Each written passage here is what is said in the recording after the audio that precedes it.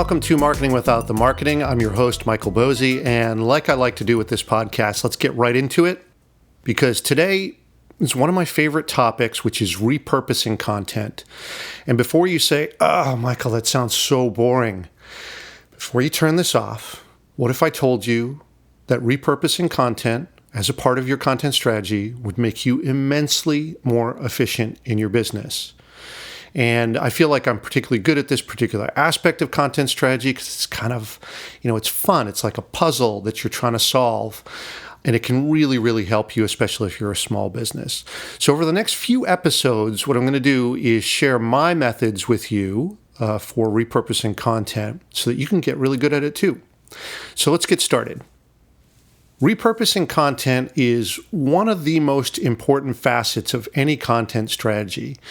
And why? Because the simple reason is that it makes you more efficient. And look, as small business owners, we wear many hats, right? We have to attend to a wide variety of things, much more so than those who are employees at large companies. And it's not that they can't benefit from being more efficient, of course, but it's particularly important to us as small business owners. So one of the single biggest things you can do to impact your business is, really just to become more efficient with the content that you're producing.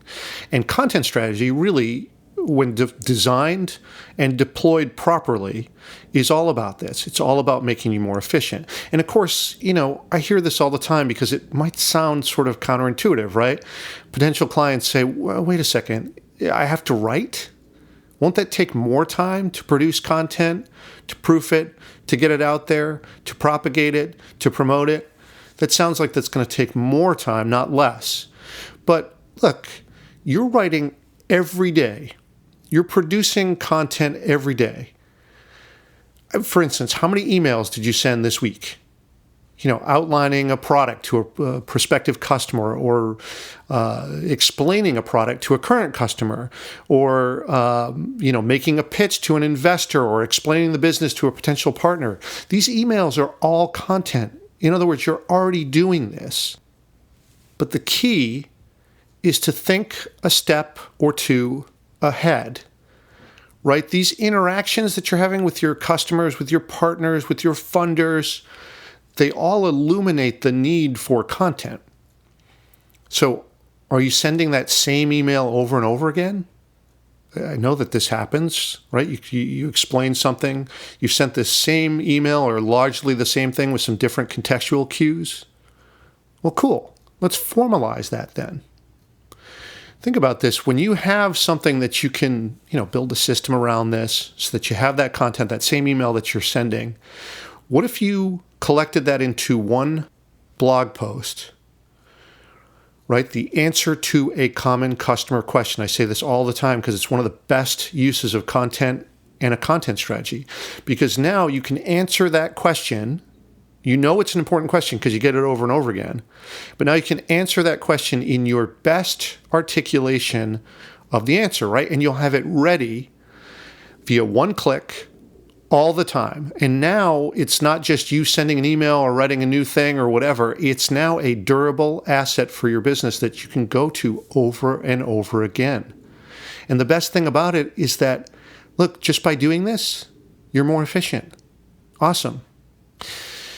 Now, of course, in order for this to work, you need to create a system around it. And that's content strategy, in a nutshell. If you're thinking ahead with a little planning, you can get out in front of this. So cool. But let's take it even a step further and think not just one step ahead, but how about 2 or 3 or 4 steps ahead? So the big question is not, can I use this content as an asset, ahead of a customer need? But what if the question was, can I make multiple recurring uses of that content?